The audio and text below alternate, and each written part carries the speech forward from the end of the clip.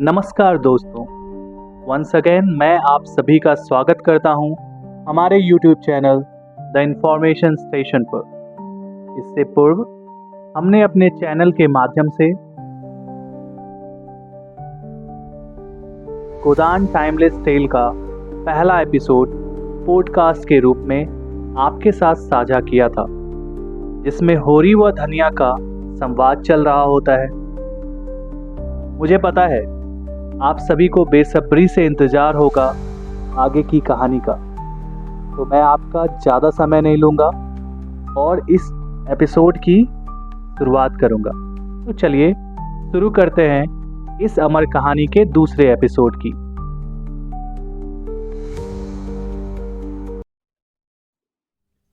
उसकी 6 संतानों में अब केवल 3 जिंदा हैं। एक लड़का गोबर, कोई 16 साल का, और 2 लड़कियां सोना और रूपा, 12 और 8 साल की। 3 लड़के बचपन में ही मर गए। उसका मन आज भी कहता था अगर उनकी दवाई होती तो वे बच जाते, पर वह एक ढेले की दवा भी ना मंगवा सकी थी। उसकी ही उम्र भी क्या थी, 36वां ही साल तो था, पर सारे बाल पक गए थे। चेहरे पर झुर्रियां पड़ गई थी, सारी देह ढल गई थी।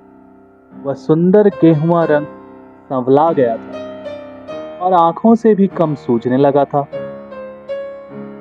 पेट की चिंता ही के कारण तो कभी तो जीवन का सुख न मिला। इस चिरस्थायी जीर्णावस्था ने उसके आत्मसम्मान को उदासीनता का रूप दे दिया था। जिस गृहस्थी में पेट की रोटियां भी ना मिले, उसके लिए इतनी खुशामद क्यों? इस परिस्थिति से उसका मन बराबर विद्रोह किया करता था और 2-4 घुड़कियां खा लेने पर ही उसे यथार्थ का ज्ञान होता था।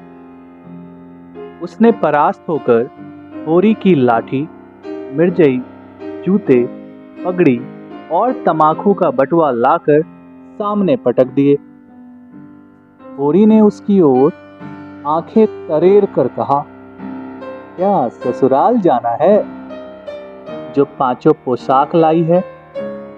ससुराल में भी तो कोई जवान साली सलहज नहीं बैठी है जिसे जाकर मैं दिखाऊं।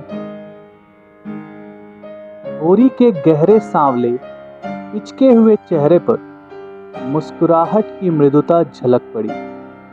धनिया ने लजाते हुए कहा, ऐसे ही बड़े सजीले जवान हो कि साली सलहजें तुम्हें देखकर रीझ जाएंगी।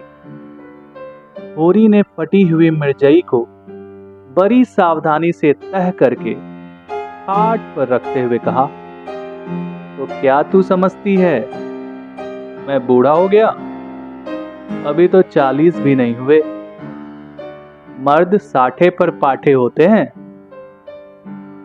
जाकर शीशे में मुंह देखो, तुम जैसे मर्द 60 पर पाठे नहीं होते। दूध घी अंजन लगाने तक को तो मिलता नहीं, पाठे होंगे। तुम्हारी दशा देख देख कर तो मैं और भी सूखी जाती हूँ कि भगवान यह बुढ़ापा कैसे कटेगा। इसके द्वार पर भीख मांगेंगे। होरी की वह क्षणिक मृदुता यथार्थ की इस आंच में झुलस गई। लकड़ी संभालता हुआ बोला, 60 तक पहुंचने की नौबत ना आने पाएगी धनिया, इसके पहले ही चल देंगे।